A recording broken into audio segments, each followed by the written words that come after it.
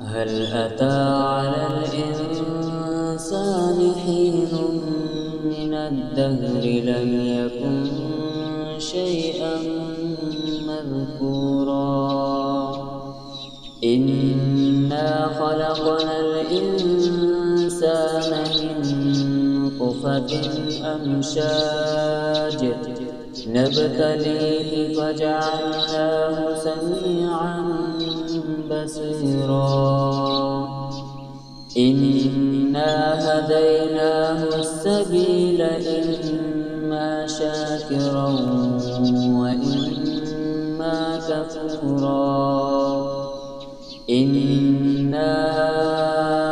أعتدنا للكافرين سلاسل وأغلالا وسعيرا إن الأبرار يشربون من كأس كان مزاجها كافورا عينا يشرب بها عباد الله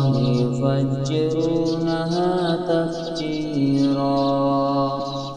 يوفون بالنذر ويخافون يوما كان شره مستطيرا ويطعمون الطعام على حبه مسكينا ويتيما وأسيرا إنما نطعمكم لوجه الله لا نريد منكم جزاء ولا شكورا إنا نخاف من ربنا يوما عبوسا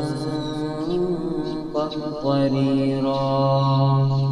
فوقاهم الله شر ذلك اليوم ولقاهم نضرة وسرورا وجزاهم بما صبروا جنة وحريرا متكئين فيها على الأرائك لا يرون فيها شمسا ولا زمهريرا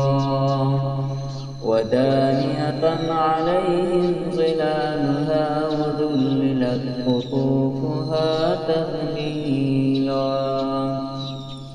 ويطاف عليهم بآنية من فضة وأكواب كانت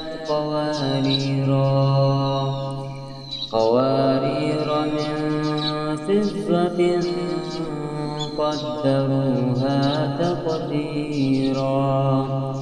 ويسقون فيها كأسا كان مزاجها زنجبيلا عينا فيها تسمى سلسبيلا